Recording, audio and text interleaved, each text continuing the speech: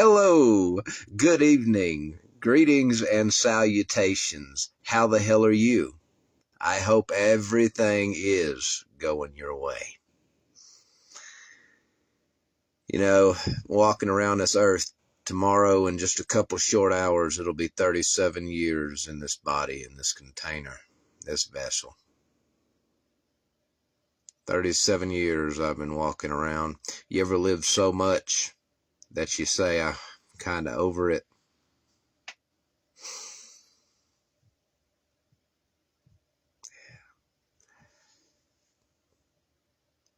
You know, guys, I was watching a lot of videos here lately, and I want to say this before I say this next part. When people like channel spirits and whatnot, they don't ever really,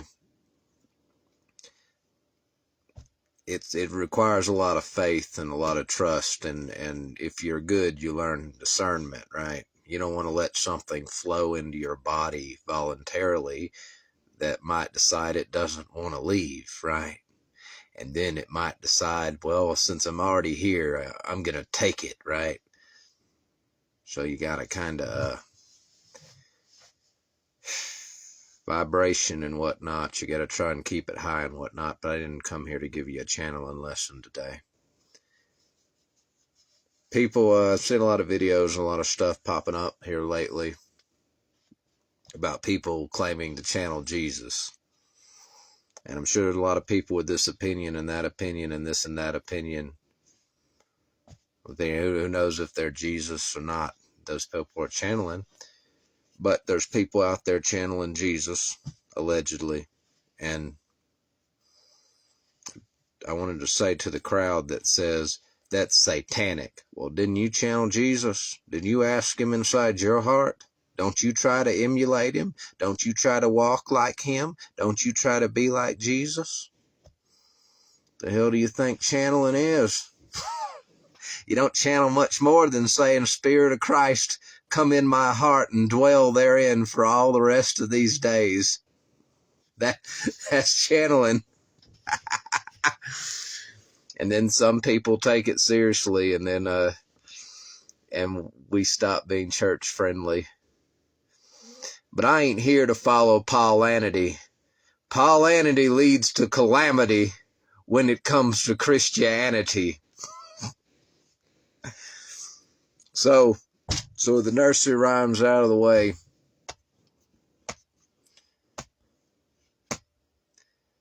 I was sitting listening to Van Morrison, and you know, Van Morrison had some good music. He sang songs about enlightenment, some deeper songs. And Van Morrison had good music, and if you know, you know. You know, I was listening to some music. When I was a kid, I used to love like that Toy Story movie and Lion King, right? And some of the music from them is some, in my opinion, great music. Well, our preferences can reveal a lot. They can reveal a lot about who we are and how we feel and whatnot. And they can be hints and trails and guides back to who we are, our essence. And you know, a lot of the songs, listening to them as a grown man from Toy Story, they made me feel sad. Kind of like some people listen to like that Sizzle song, Aquatic Ambience, and they feel sad, not relaxed. There's a part of them that music is like magic, composition and whatnot. Musical alphabet's got 7 notes in it and some sharps and flats. Well, you've got major energy centers that correspond with each of those, because each of those notes is like at a frequency. Then you get into keys and all kinds of things, and they're resonating with different parts of your body. And in the body, as the nervous system flows through it, there's memory and energy stored, emotions stored, waiting to be felt and processed.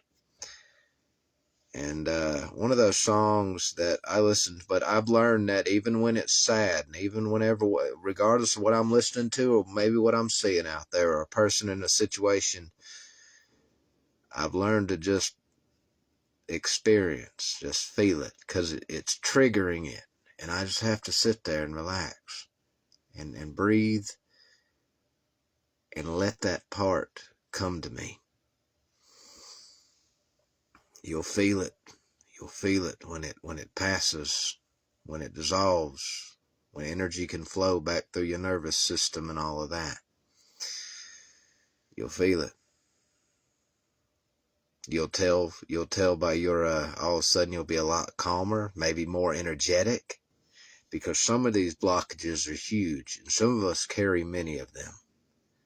And that's okay. Van Morrison made some great music.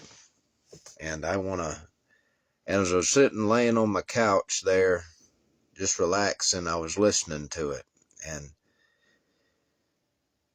then I had the urge to write some things, so I'm going to read them. And we'll begin here.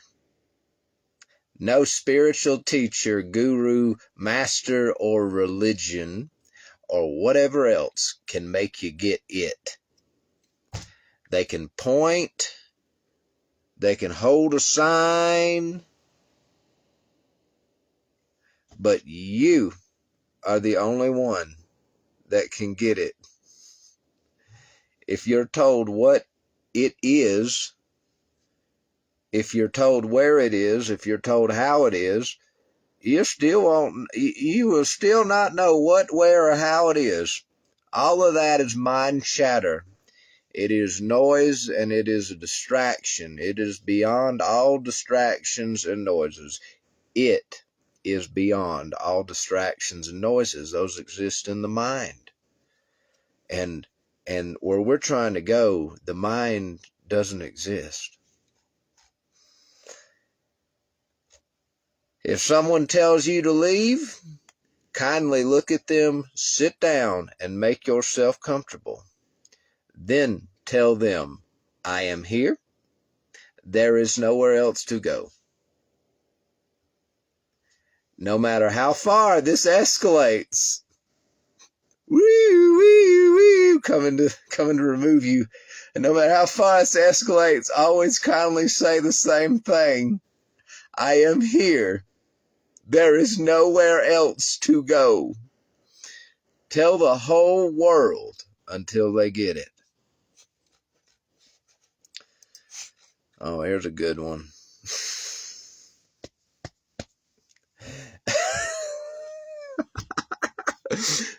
Come here, spirit that funneled this through me. I'll pat you on the back.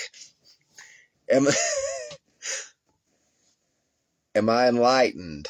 Hell if I know. Maybe how we experience enlightenment is unique to each and every one of us. I never had the moment of being everyone and everything all at once. If I did, I didn't even know it.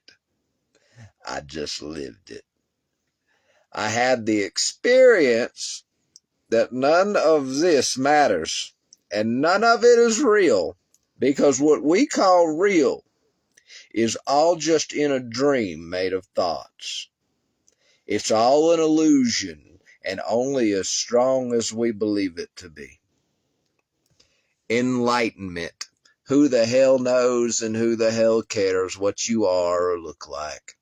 I'm just a ghost hanging out in a body. I'm more of a life coach to this body at this point. It stopped being me around 37 years ago because it was never me. It was just a clever distraction in all that we see. I was only born to be, and ain't it crazy how it's there that we find the one called me? You can't know enlightenment. Can't know what it is.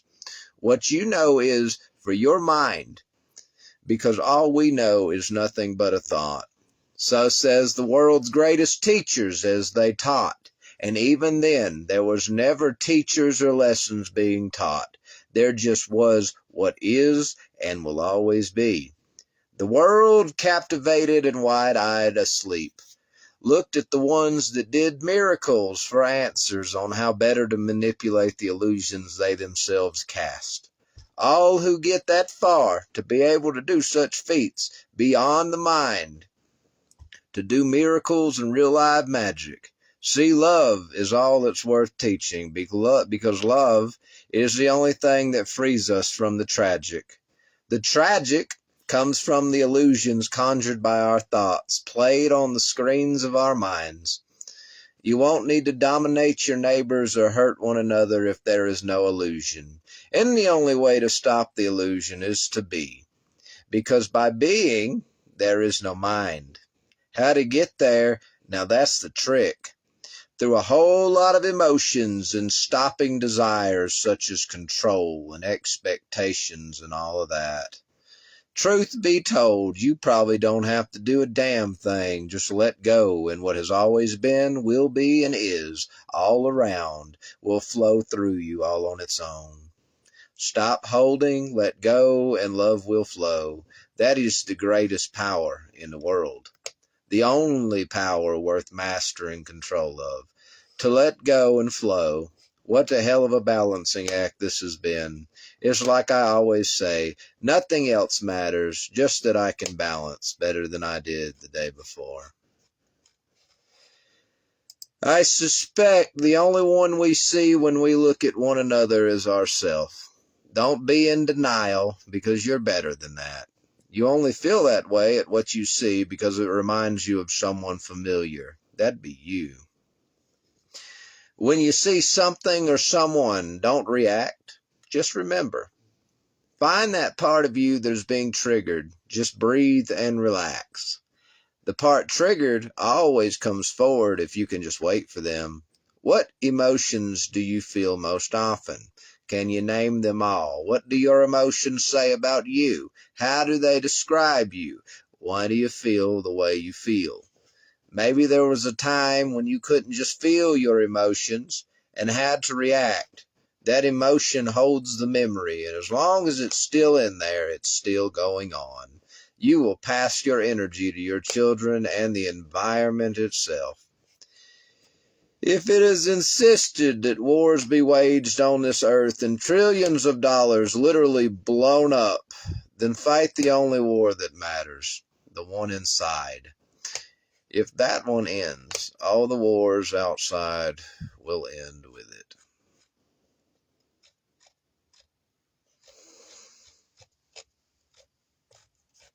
That's all I really have to say about that. I'm very tired. I'm very tired. I got on this camera and I wasn't tired one bit. Now I'm very tired.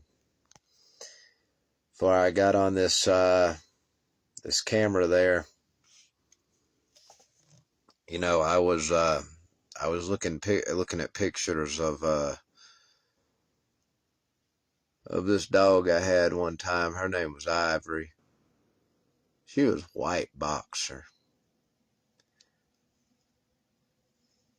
And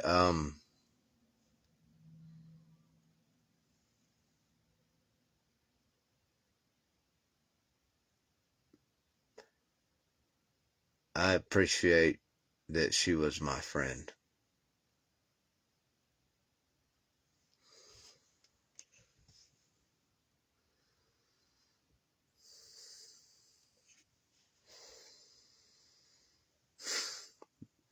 Because believe it or not, guys, I don't have very many friends on this earth.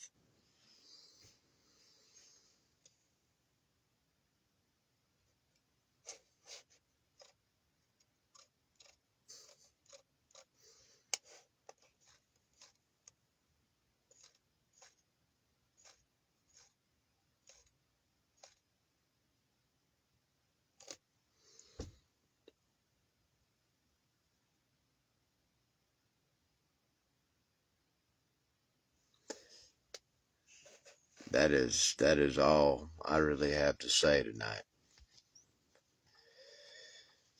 I decided to sell my truck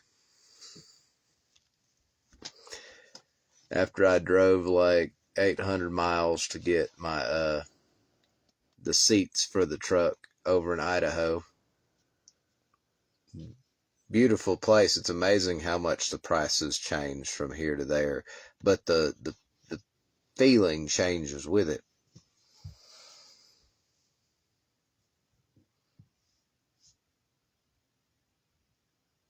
Kind of miss the forests.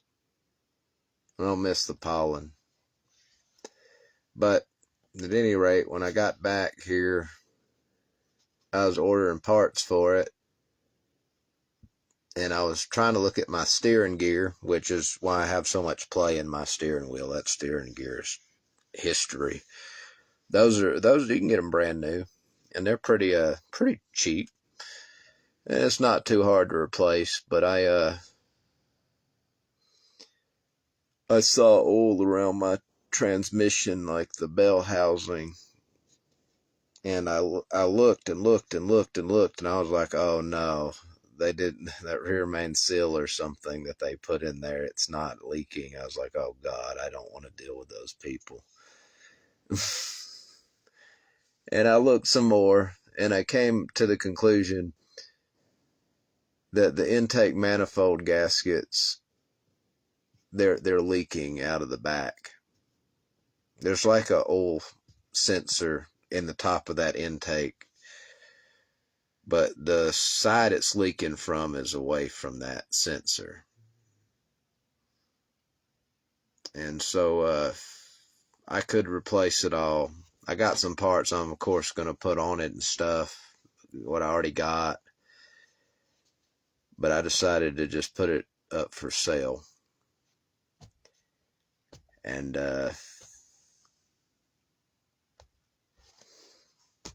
yeah. Right after I put it up for sale, oh, thank you. Right after I put it up for sale, I got angel numbers that basically were saying that that was the right decision, and to let go of financial worries and whatnot.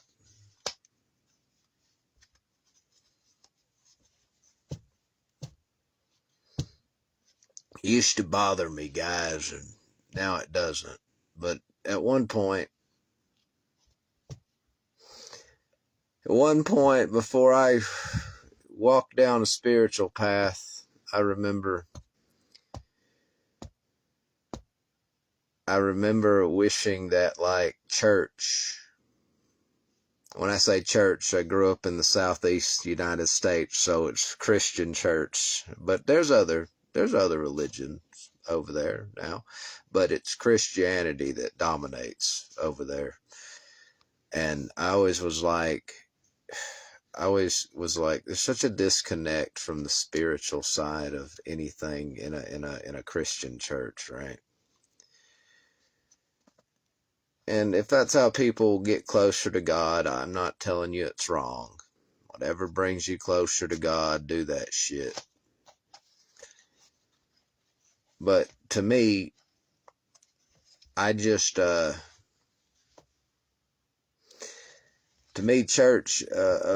churches at the time, whenever I went to church, I went to a few different ones. It was just sit in the pew and the guy's going to preach. And somehow that accounts to worshiping the Lord. Listening to this guy preach. And that somehow equals worship of the Lord. I don't get it. I mean, it sounds more like is the guy like, it depends on if someone's preaching, what they're preaching.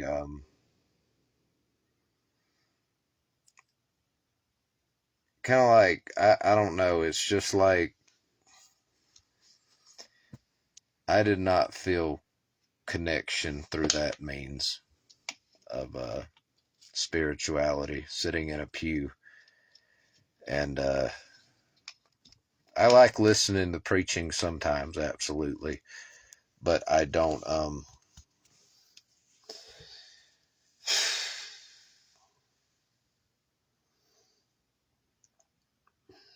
and at the same time, I'm not really a ritualistic person, right? What I'm getting at is that, to me, that just, there's no connection there. There's no connection there. I don't understand the logic of it, like I just explained. How is listening to someone preaching, how is that worship? Like, shouldn't people be like, maybe like praying, talking to God, you know, whatever, you know, doing something connected to God?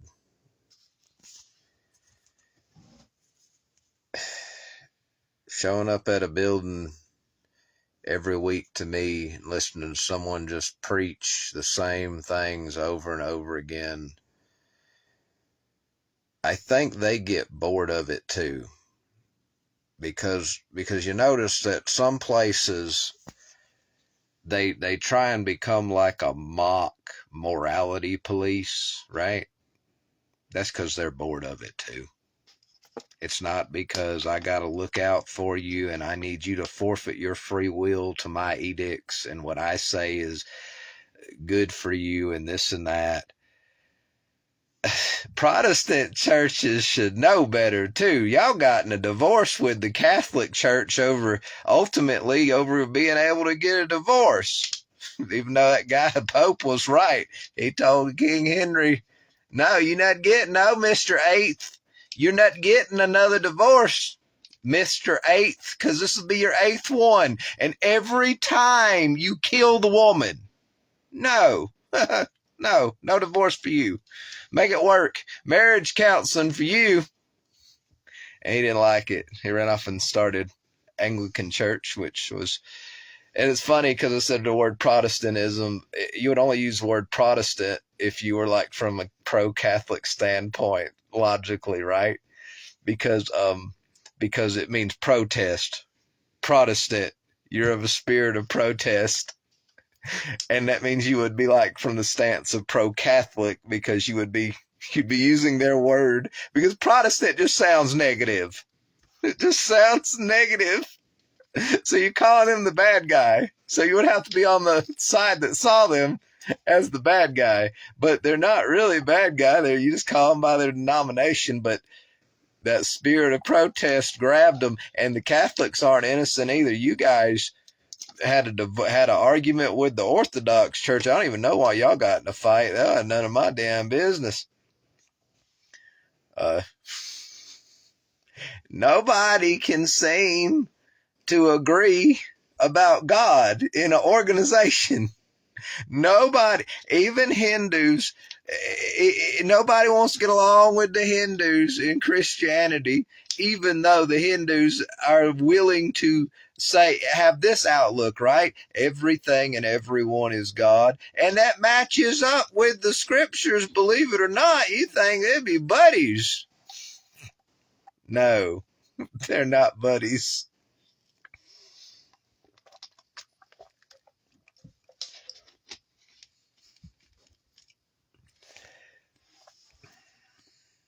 You're sitting there, you just,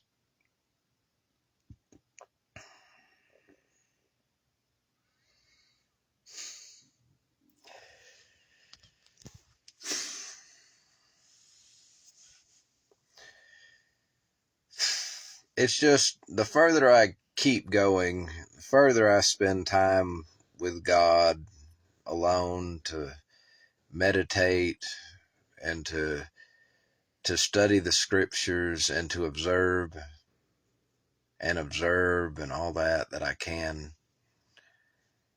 it starts to become aware that religion is like if it brings you closer to God, always do that. But what I'm about to say is what I'm going to say. Like, it seems like religion is just a hoax and a scam. The further I go, and the further I sit there and I start to realize that it really is like a business. It really is like a business. They're sitting there, they talk about Jesus, they want to worship Jesus. I don't even think a lot of the people running the place have a real heart for that. But they're sitting there it's like you go to the church and at the end there's this and that and that and this, and there's a sales pitch of Jesus at the end, and if you want to buy Jesus, you put money in this plate. And it seems to me the further I go, the more it becomes very clear that religion is a farce. People said something very interesting. There was one of these sayings going around. Well, we got all these billionaires and trillionaires on the earth, yet world hunger still exists. They could have ended it 1,000 times over by now if they wanted to. Well, religion has lots of money. They're supposed to be feeding the poor, yet world hunger still goes on. And not that some good doesn't, they don't do some, it's a big thing, guys. But none of them, none of the people who divided up in such a way should ever be able to tell you what God thinks or says, or what happens if you don't listen to them. Because think about this. If the person, okay, they used to be part of one church and they split away. Well, that church said the same things to them and then they split away. And it happened over and over again. You know them Russian dolls? You open it up and there's more and more and more that come out. That's Christianity in a nutshell. And they're all going to tell you the same thing. Well, if you don't do what we say, and they don't come at you straight on like this. If you don't do what we say, how we say it, the way we say it, you're going to hell. God's not going to have time for you and this and that. Get out of here. Shoo. Go on, shoo. And it seems to be the people who love to, they don't do what Jesus says. They don't preach Jesus's lessons. They teach Paul's lessons. It seems to me, and they'll go around doing these things and scarring people and wounding people. And regardless of what I just said, to many people who don't know any better, who have fresh eyes, you, to them, are what they see God is. And when you break their heart, God, it's like to them, God breaking their heart. Now, I know that's absurd, but that's how it is. That's how it works. It's in the beholder. And so, keep that in mind. Those who got eyes to hear will see it, and those who got ears to hear will hear it, and those who got hearts to feel it will feel it. And so, and it's not me you'll have to answer to. You can flip me off and turn your back to me whenever you want. But Jesus said, you make anyone lose faith in me, and I'll deal with you.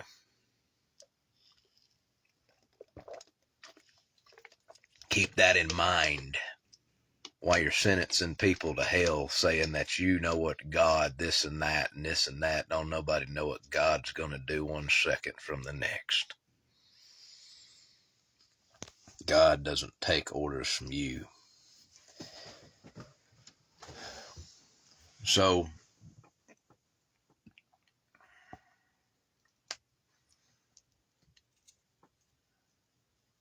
So people are just,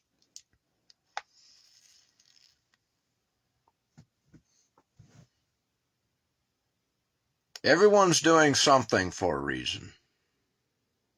Most of the time, they don't even know what the reason is, but there's a reason in there. You ain't gonna give me this whole, I'm doing it just because. No, you ain't. You ain't gonna give me this whole thing, this whole shtick about this and that and this. You are doing it for a reason. There is a real legitimate reason in there. And you can hide it. You can pretend it doesn't exist. You can be completely oblivious and unaware to it, but it's in there. Make no mistake, it's in there.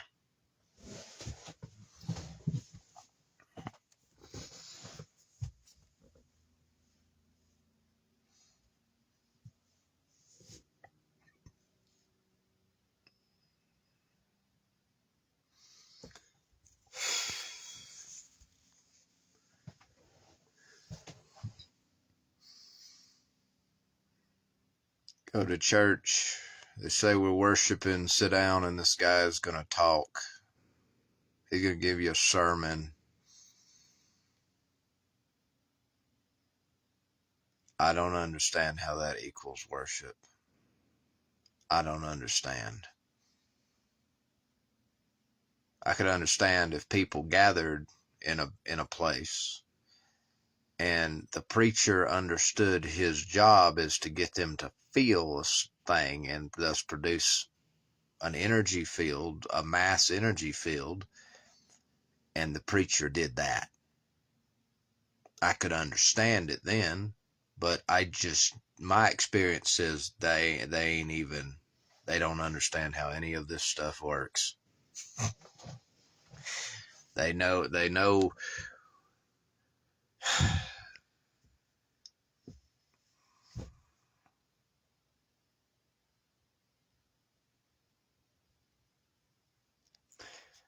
Thing that always bothered me was there was no spirit inside the church.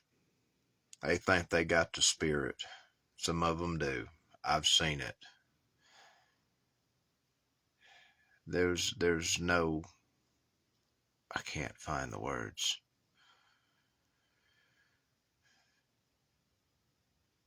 There was no spirituality in the church. There was no like, all right, guys, we're gonna teach you.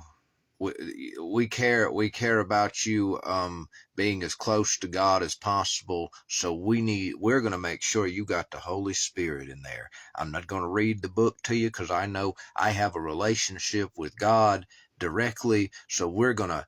It's not like that. It's just like it's reading. Oh God. The book of Acts said what the early church could do. Where are the churches like that? Where are the churches where they can put their hands on the sick? Not just the guy in the pulpit, all of them. And they could heal. Where are the ones where they can cast out the spirits? Where is the church? Where is the church? I don't see it.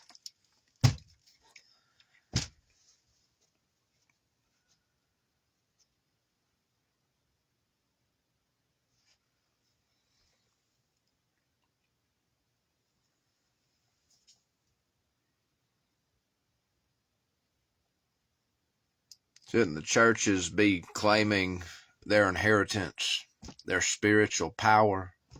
And that doesn't just mean telling folks what to do. That's such ego drivel. It's such ego garbage.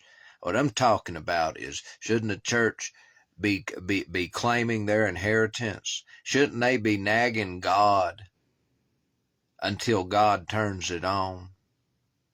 Jesus said, if you pray and you don't get it, keep doing it over and over and over again. Nag God. Just like somebody who has a guest in the middle of the night. Go to your neighbor if you don't have flour to make them food and bang on your neighbor's door until the whole house is up. If the neighbor yells down, we're asleep, go away, and doesn't care, bang on that door even harder. Say, I need it. If the neighbor does it again, keep doing it until the whole house is awake and the neighbor eventually concedes and gives you the flour.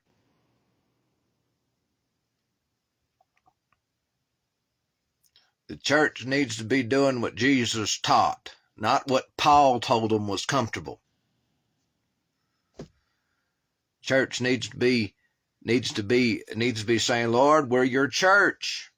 We've come for our inheritance, Lord. You said that we were your church. We have the faith. We believe.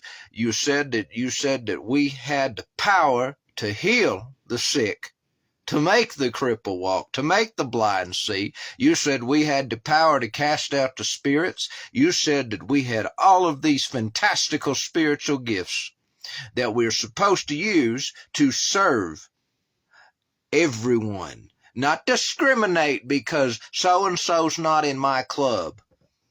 Apparently your club is big, and there are many clubs in your club. There are many rooms for different clubs in your house, in the house that religion made, because y'all can't get together and get along. You got your little ego rattle. It says, that one's a Presbyterian, that one's a Baptist, that one's an Anglican. They have saints, but they're not Catholics. That one's Catholic, that one's Orthodox. There's only one Jesus.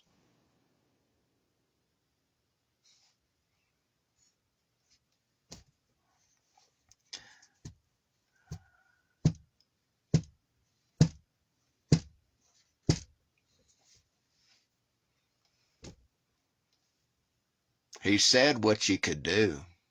Did you not hear him? He said, you can do all things through me. I empower you. What are you doing with your power? Telling other folks what to do, tell them that's this and that's wrong, that's and this is wrong. He told you, sick people need a doctor, not an ass whooping.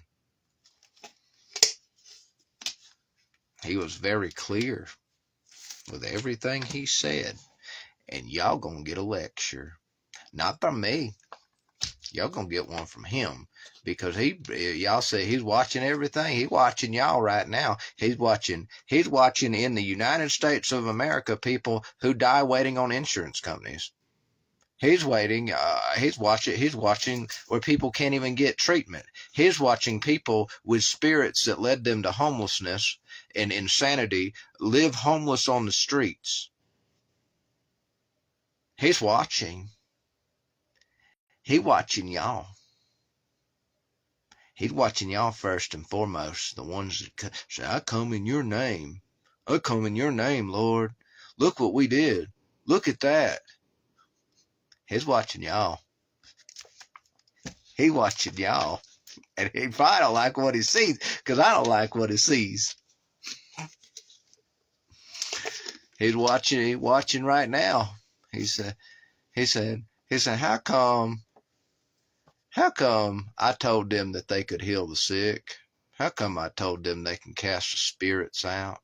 How come I told them all these things they can do, and they become weekend warriors? One day a week, Jesus, that's all the time we got. We don't have time for you to tell the truth. We got time for Paul. Paul told us we can love the world. Paul told us that we can expect money. Paul told us all these things. Well, what did Jesus tell you? I don't know. I know he died. I know he died for me. I know it gave me salvation. What did Jesus tell us, man? I've been going to church for a whole decade now. I'm going to church for 20 years.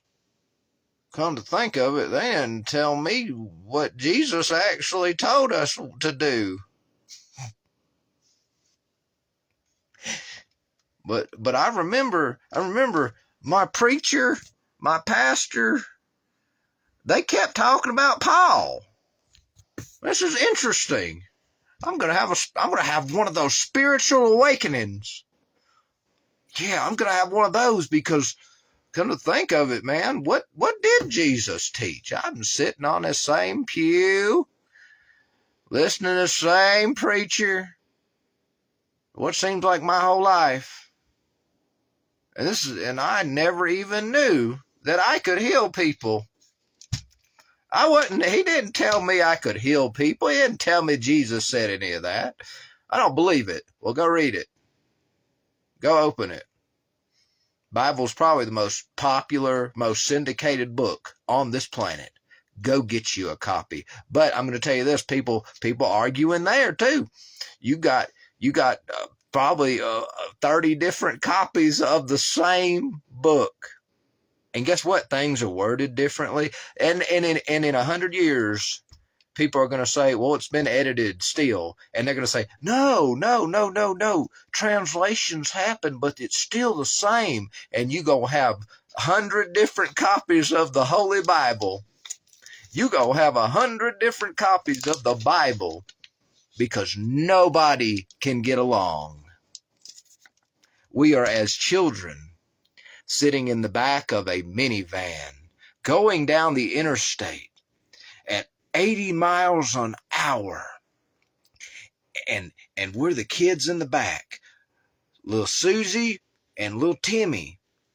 And little Susie is yelling, "Mom, Timmy's breathing on me." And Timmy's like, "Mom, whatever the hell her name is living." And then it's going to pan out and there ain't nobody driving the minivan, and the minivan just crashes and burns.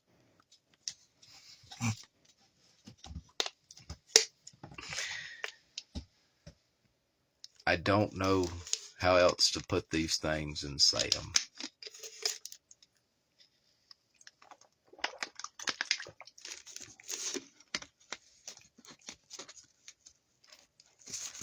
I'm going to tell you something. If you just a whole body of Christ,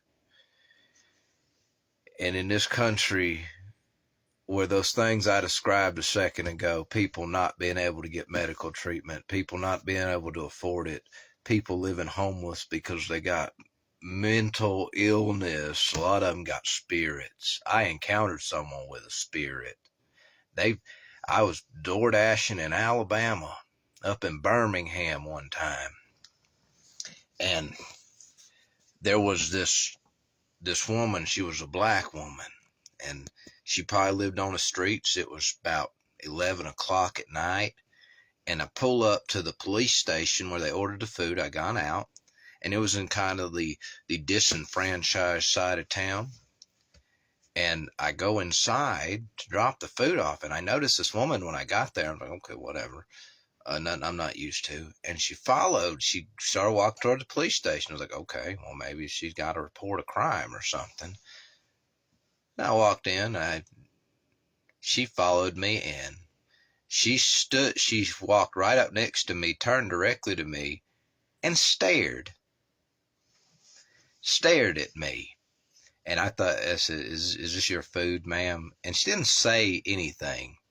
But then a police officer come out there and he's like, "What are you guys doing in here?" And I'm just here to DoorDash. I dropped it off.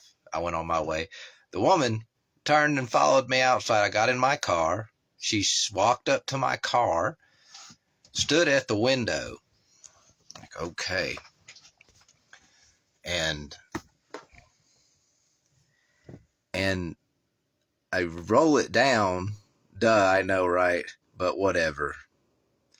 And I say, "Are you okay? You need some help." And then she starts talking. And when she talked, she didn't ask for anything. No, and oh no. No, she started talking like she was possessed. And I'm not talking about rah, rah, rah. I'm not talking about that. That was a little bit in there, but I'm not mean that. She's talking in a language that it's not even a language. I'm thinking at first,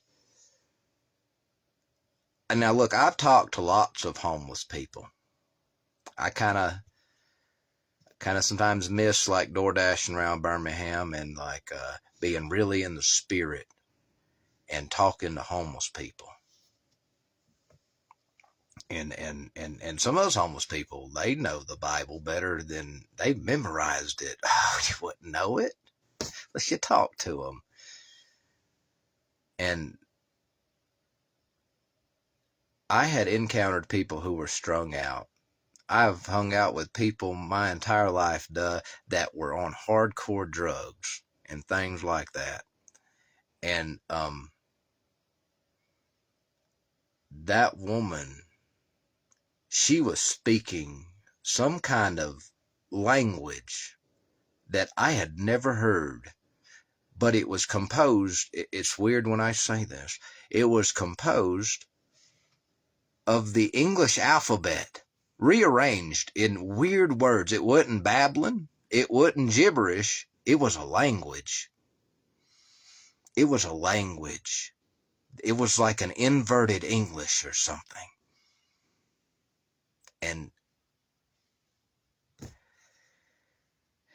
And I tried to be kind and polite and everything, and the woman was possessed. And I can, if someone comes to me and they say, hey, how can I let go of something? How can I heal this? There's something inside of me that's really, really, really, oh, I can talk to a rational person and try and help them. But this person had a literal demon. They had made themselves a demon. They had made their body a dwelling place for demons. And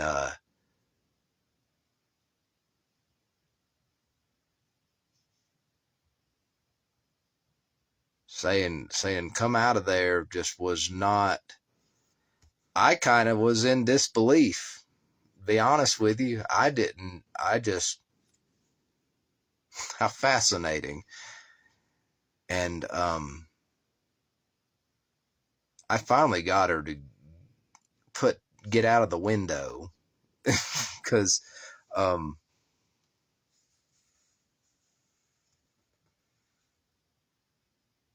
had all kinds of experiences around Birmingham. I had one that really shook my nervous system. I went to a hotel, delivered this food. There was this woman who was short-tempered and everything, and she was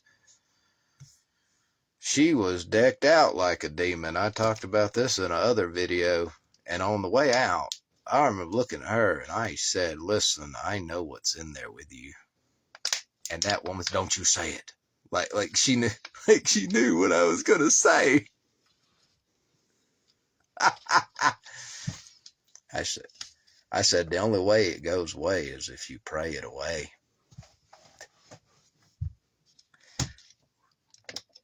Fun experiences.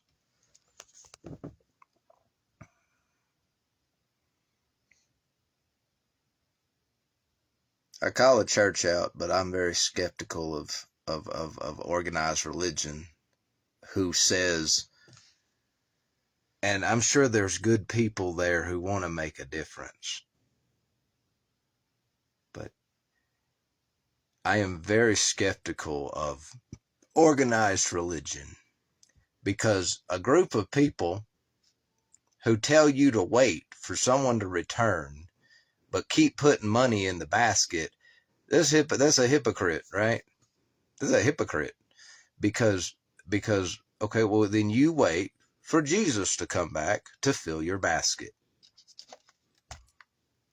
And then if you said that, you would see how quick they would get irritated. They would have an actual reaction. That'll show you where they're at.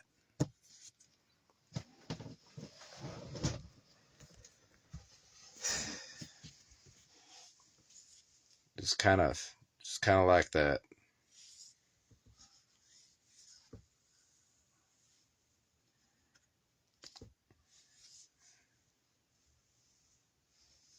Just kind of like that.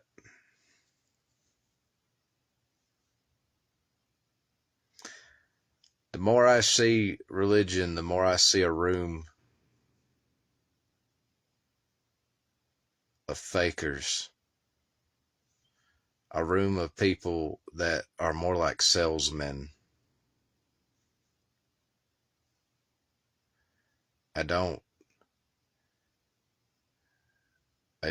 not, I hate to attack people. I wish I didn't have to. I'm a Cancer. Cancer is buddies with whoever the hell was born with the Mars sign, right? Mars loves to fight. People, people who are born with that sign, they love confrontation. But you know what? You know the difference between Cancer and that side of the chart, though. Cancers, we like to do this thing called, why are they the enemy? What can be done to reach peace before hands start flying? Before war happens, what can we do to resolve our differences? Mars just likes to swing. Mars is like Leonidas from 300. He just likes to fight. And his friend that he sent to talk to the Senate, the guy with the eye patch near the end of the movie, he was the cancer. Oh, he was willing to fight. He was willing to go to war and do it. But he had a gift, like none of the other Spartans. He could tell a story.